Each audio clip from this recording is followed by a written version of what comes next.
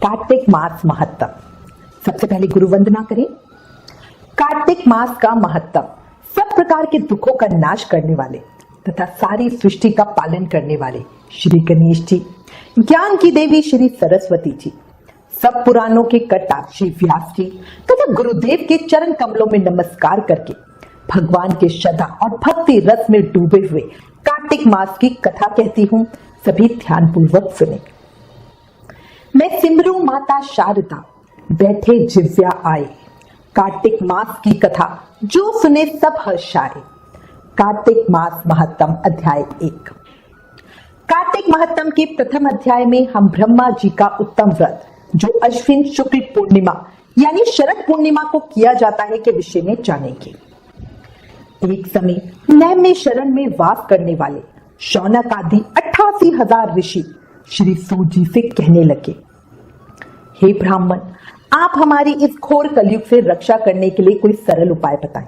उनका यह प्रश्न सुनकर श्री सूत जी कहने लगे, हे ऋषियों, भगवान के चरणों में तुम्हारी अटल भक्ति देखकर मैं तुमसे कार्तिक महत्तम की कथा कहता हूँ, जिसके सुनने मात्र से मनुष्य के सब पाप नष्ट होकर वैकुंठ वास प्राप्त होता है।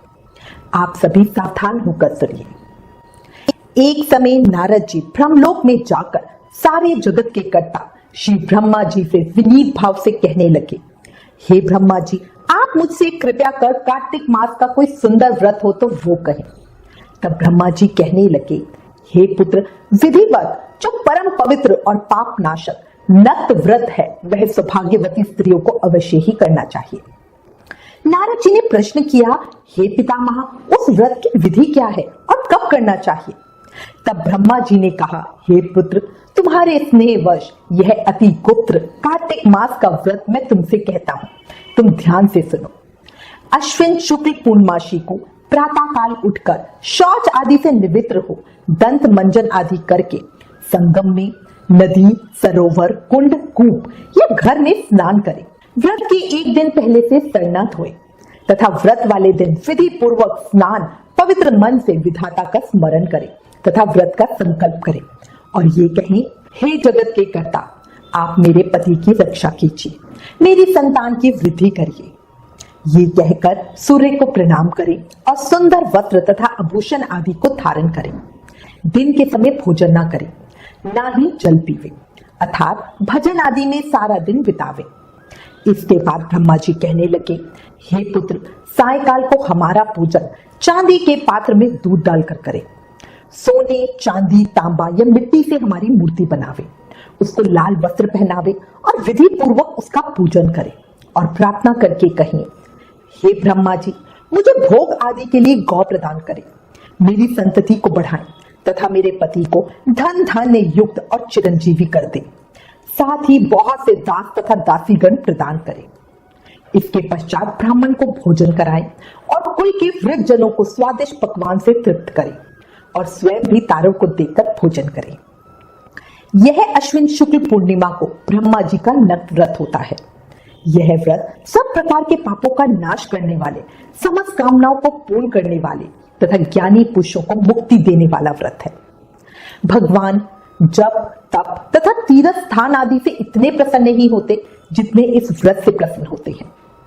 जो ब्रह्मा जी के आगे इस दिन कपूर जलाता है, उसके बड़े बड़े वृक्षों तथा गौदान का फल मिलता है तथा उसके कई कुल बैकुंठ को प्राप्त होते हैं। जो केसर तथा कस्तूरी सहित कपूर अर्पण करता है, उसके कई वंश ब्रह्मलोक को प्राप्त होते हैं। जो स्त्री इस दिन वस्त्र का दान करती है, वह कपड़े के सूत के तारों की संख्या के बराबर करोड़ों वर्ष तक बैकुंठ में वास करती है। जो गहने का दान करती है, उसको ब्रह्मलोक की प्राप्ति होती है। जो स्त्री हृदय में ब्रह्मा जी के रूप को और मुख से ब्रह्मा जी का नाम लेती है, वह सदैव पतिव्रता रहती है। इस प्रकार जो स्त्री अश्विन शुक्ल पूर्णिमा को स्नान, पूजन, ब्राह्मण भोजन, वृद्ध जनों का पूजन करती है और सायकाल को ब्रह्मा जी का पूजन करती है और ब्रह्मा जी से प्रार्थना करते हुए कहती है, हे ब्रह्मा जी, यह व्रत मैंने आपके निमित्त किया है, इसमें यदि कोई किसी प्रकार की कमी हो तो उसके लिए मुझे माफ करना। इस तरह विधि विधान से अपना व्रत पूर्ण करे। जो कोई इस कथा को पढ़ता है अथवा सुनाता है, उसको भी अश्वमेध यज्ञ का फल प्राप्त होता है। नारद जी कहने लगे, हे पितामह, आपने मुझसे अपना बड़ा सुंदर और उत्तम व्रत कहा। अब कृपया करके कोई और धर्मोपदेश की ऐसी सुंदर कथा कहिए जो सभी पापों का नाश करने वाली हो। तब ब्रह्मा जी कहने लगे, हे पुत्र, भगवान के चरणों में तुम्हारी ऐसी प्रीति देखकर मैं तुमसे कार्तिक मास का महत्तम कहता हूँ, जिसके सुनने मात्र से मनुष्य के सब पापों का नाश हो जाता है और वह वैकुंठ का अधिकारी हो जाता है। कार्तिक मास भगवान विष्णु को अति प्रिय है। इसमें किया हुआ व्रत, दान, नियम तथा कीर्तन अनंत फल देने वाला होता है, क्योंकि इस मास में किए हुए भागवत कृत्य से बढ़कर कोई यज्ञ और तप नहीं है। हे नारद, यह मनुष्य योनि बहुत दुर्लभ है। इसे पाकर मनुष्य अपने को इस प्रकार रखे कि उसे पुनः नीचे न गिरना पड़े। कार्तिक मास में स्नान, दान, जप आदि जो भी किया जाता है उसे भगवान विष्णु ने अक्षय फल देने वाला बतलाया है। कार्तिक मास के समान कोई मास नहीं, सतयुग के समान कोई युग नहीं, वेदों के समान कोई शास्त्र नहीं और गंगा जी के समान कोई तीर्थ नहीं है। 12 महीनों में मार्गशीर्ष मास अत्यंत पुण्यदायी है। उससे अधिक पुण्य देने वाला नर्मदा तट पर वैशाख मास बतलाया गया है।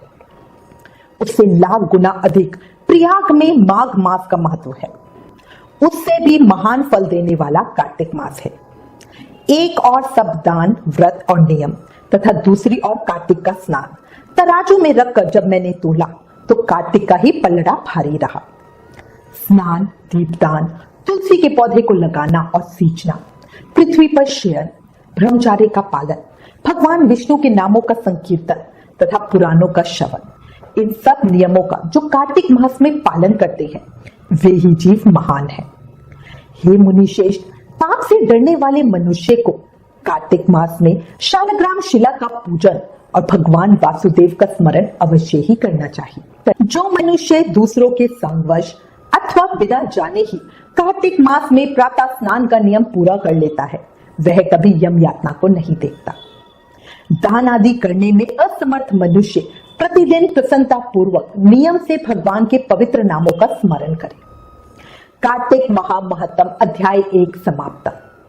कल कार्तिक माह के अगले अध्याय को सुनेंगे। कार्तिक का ये पावन समय यूं ही नहीं जाने दे। ज्यादा से ज्यादा नाम जाप करें। याद रखें, कलयुग केवल नाम आधारा, इसलिए हर समय, हर पल, हर सांस के साथ नाम जाप करते रहें। हरे कृष्ण कृष्ण कृष्ण हरे हरे, हरे राम राम राम हरे हरे।